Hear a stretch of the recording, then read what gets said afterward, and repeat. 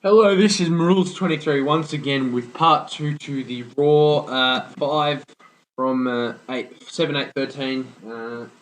Raw part 2. Part 1 should be in a link somewhere or above this in my website. Hope you've enjoyed so far. This is part 2, and this is the final 3 matches of the show, and of course the Wyatt debut. So we'll get started here with the Kane vs Christian match. It wasn't anything spectacular from the two of them. They had a good section there. They went through the motions, I guess, and had a couple of good sections themselves. I didn't see the entire match, so I wouldn't really know everything. I was having lunch at the same time, so I apologize for that. But it was a good finish though. I really enjoyed it. As Christian, he went to the top rope, missed. Sorry, Kane went to the top rope, missed a clothesline from the top. Christian goes for the spear, and then I guess in action, just about to go for the spear, in mid motion. That's what I meant to say. Kane grabs the throat with the chokehold, and choke slams him down for the win. And then after the match, it was the most anticipated thing on the card. It was the section of match section of Raw, not the match, the section of Raw that everyone was looking forward to, or maybe just a section of us. I definitely was, and that was the Wyatt family debuting. It was spectacular. I've never seen anything like this in professional wrestling or anywhere before. A character as freaky and as mysterious as Bray Wyatt before. His family, or as he liked to call them, his I can't recall what he called them, but he said this is not the beginning, it's the end. Um, it's just these fantastic lines. It's time for the masses to wake up and see the lie they're living in. It's just fantastic quotes, and I've really enjoyed him in NXT. He's come through now to the main roster. It's really good to see some NXT guys coming through to the main roster. The Shield, and now Bray Wyatt. Hopefully, Cassius Ohno, who is my favorite wrestler in professional wrestling. I use him in my e-fetting Chris Cable, which I'll talk about in a second. But it was fantastic. Came out, and man, the attack they did. Luke Harper and Harper and Rowan. Luke Harper. I'm not sure what Rowan's full name is, but those two are huge, and with ease, with complete nothing. They grabbed Kane and they slammed steel steps onto him, and it ended with Kane being lied down on one set of steel stairs, and then they got the top section of the stairs, and then through I guess with the gap, pressed that onto him, and it was just in a PG era to still see some stuff like that's pretty cool, but it was fantastic. And then you see Bray walking over, drops to his knees, and posing in front of Kane. It was a fantastic. The commentators sold it really well as well. They acted like not freaked out, but really mystified of who is this Bray Wyatt, and what is he doing? What is he going to do to the WWE universe and all this stuff? After this, it was the very short match. It was it was surprisingly short between AJ Lee, Alicia Fox, Caitlin Layla. I have the feeling that they had run out of time, so they really had to cram this in. I would have preferred to see a longer match on SmackDown because I am really enjoying this Divas feud. Ever since Beth Phoenix, Eve, Candice, Maria, Mickey James, Kelly, and the Bellas when they did leave, there was nothing left in the Divas division, and it's great to see Caitlyn and AJ having such a great feud. I think I talked about this a little bit last week, I really wish they'd done it a little bit more, but it ended with that spear from Caitlyn on AJ, and I think it did advance the story a little. Maybe adds that sort of questions in the WWE fans' mind or the wrestling fans' mind. Is AJ scared? Is Caitlyn going to come out, and is AJ scared that she's going to come out and Caitlyn's going to come out and beat her down and win the Divas title back, which I don't think she will. But yep. After this, it was Caitlyn speared AJ on the floor, and CM Punk with that backstage promo. Both Randy and CM Punk had great interviews before their match.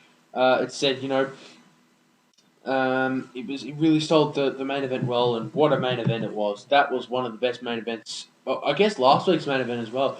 Two great main events in a row.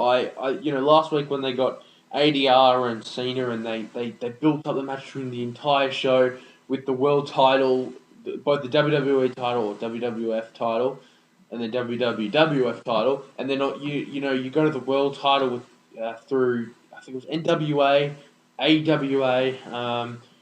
Who else was there? I think they just went through the NWA, WCW, and WWE. No, they went WCW and NWA. My apologies. And then that really built up. This match is prestigious. They haven't done a title versus title match in ages, and then they had that match, and it was built up really well.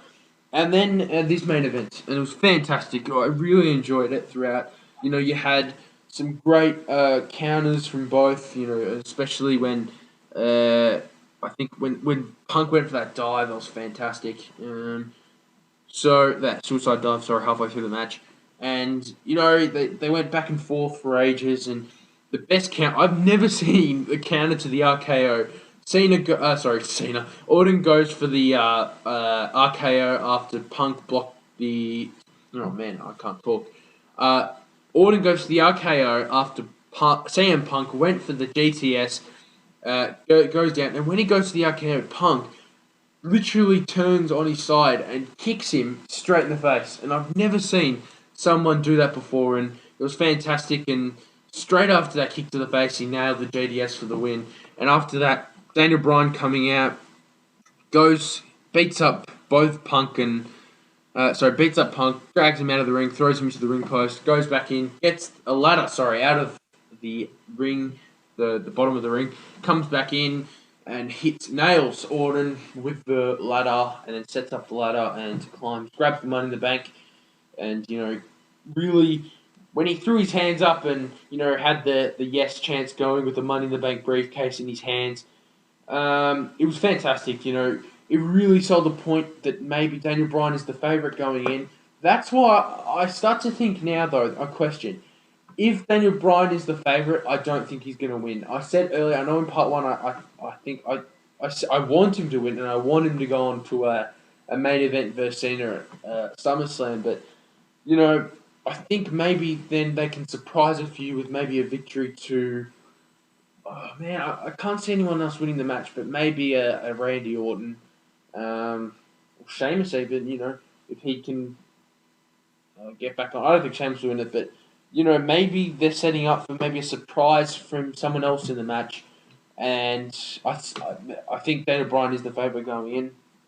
Then, so that wraps up Raw, and my overall thoughts on Raw was it was a great match. I did leave out before the Divas title match. It was Ryback after Vicky Guerrero was leaving the arena, gave her a hug, dropped. I thought when he grabbed the box of stuff that Vicky Guerrero had in her hands, put it down, gave her a hug. I believed that Ryback was going to say, become my manager or something. But no, instead, he grabbed after hugging her, Ryback said she deserved better, grabbed the box, put it back in her hands, and left her to go on her way. I think it was just to make Ryback, because he wasn't on the card for Raw completely, just, keep him relevant in the eyes of the fans. I know I've said relevant like 20 times stuff on this podcast, but yeah. So that was, I didn't really take much notice of that. I don't really like Ryback that much at all, but so overall Raw was fantastic, top to bottom. It had fantastic matches except for those Diva matches, but Bray Wyatt's debut came up with, it lived up to every single expectation, I believed. And I want to finish this podcast with something of news. News that has been going around wrestling world at the moment. Well, one, Brad Maddox is the general manager. That's something that's been reported a couple of times.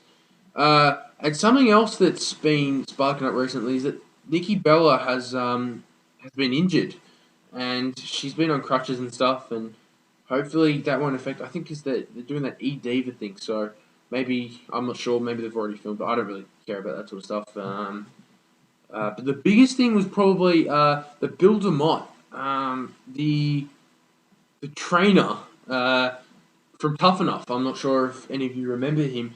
He's been on a couple. I think he's been on a couple of Tough Enough, but he was on the most recent one. I really hope they do another season. Actually, that was really enjoyable. And the thing is, it's two male wrestlers. It's uh, two guys, Chase Donovan and Chad Baxter, say that Bill DeMott sexually harassed them. Um,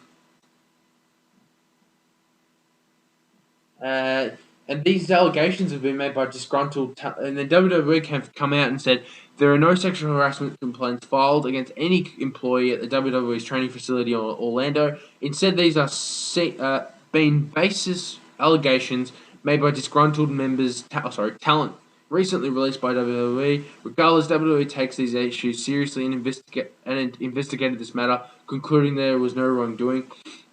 So this is some serious claims, and I'd be seriously surprised if Bill DeMott has done this sort of stuff. And probably, I know I said a biggest news a little while ago, but now this is the biggest news I've wanted to talk about. I don't really want to talk about Impact Wrestling too much, as Raw is my main thing on this podcast at the moment. But Impact drew their latest rating last week since Thanksgiving, and with the latest budget cuts and the news coming out that there's been delays on people getting paychecks, I think that TNA are in a bit of strife at the moment. They really need. I hope they don't go under because I've liked TNA for a little while, and at the moment they're not that good, and I haven't really enjoyed their product as much.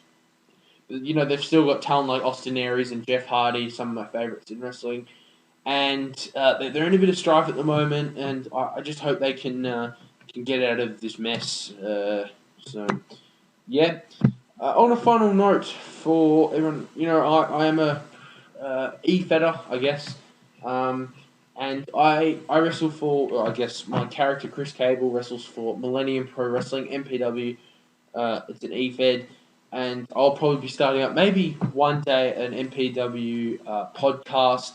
So keep heads up for that if anyone's interested in the e-betting side of things. But thank you for listening to my podcast. I really appreciate it, and stay safe.